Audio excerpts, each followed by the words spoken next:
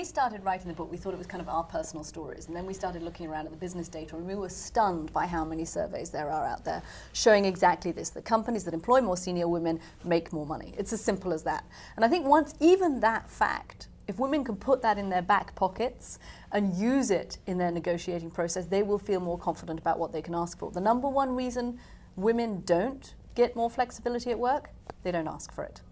And they don't ask for it because they don't feel confident. And then what happens is you start having, what Harvard found a few years ago, women, professional women, leaving the workforce in greater numbers than they were joining it for the first time ever. Engineers, doctors, lawyers, journalists, the kinds of people the economy can't really afford to lose, were just walking out. Faced with that brick wall of kids versus career, women were choosing their kids. And we wanted to be able to say to women, you don't have to make that choice. It doesn't have to be that awful struggle, that 60-hour weeks, that relentless climb up the ladder, those holidays that never get taken, that dash to daycare closing, that there is a different way of working, and you are valuable to your company, you are valuable in the economy, and you can ask for it. And of course, you have to lay it out as a sound business strategy. You have to be able to say to your boss, I will carry on being productive. We will measure my results.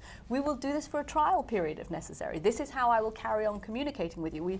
We talk about this, we take you through the 9 steps we think it takes to actually lay this out as a sound plan for your boss so that it works as a win for him and a win for you. At what point are you just hitting your head against a wall, though? I mean, all this preparation, all this work to convince your boss to let you do this, is it just better to go off on your own?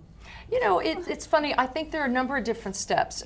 If you're working for a company where you really have a sense that going in and asking is not going to get a positive response, there are a lot of ways to work flexibly without even asking, which we outline in the book. We sort of that falls short of negotiating something specific. I think that's what we really try to do in a couple of chapters in the book is get people to make active decisions about this, to think about it and not be buffeted by these forces where you feel either you're sort of shoved up a ladder or things are happening to you. It's about taking control and really analyzing what is it that you want, and if it means stepping to the side or plateauing for a while, as Wharton calls this trend that so many people want to do now, do it. But once you've made that decision, you really don't feel bad or frustrated or mad about it because it's something you chose. Now, both of you, though, are incredibly competitive,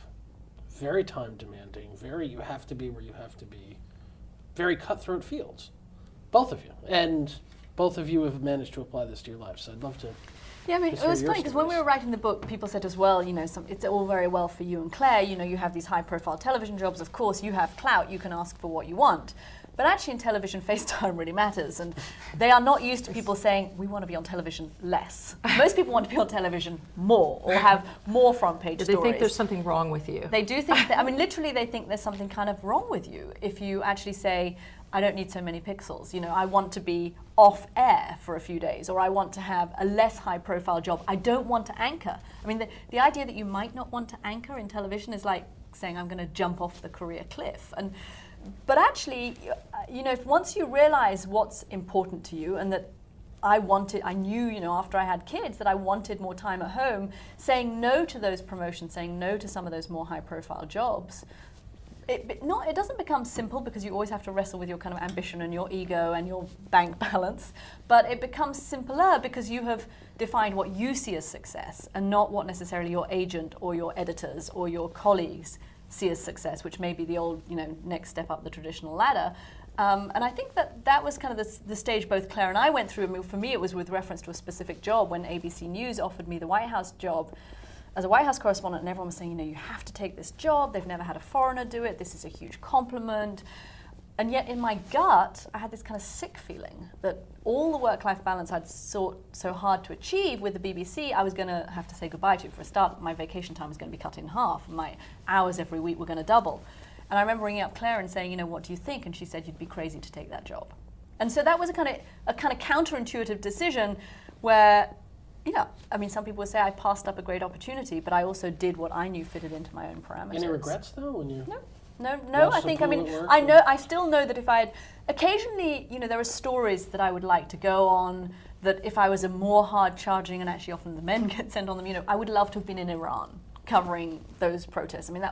seeing all those women out there on the streets was just an incredible time.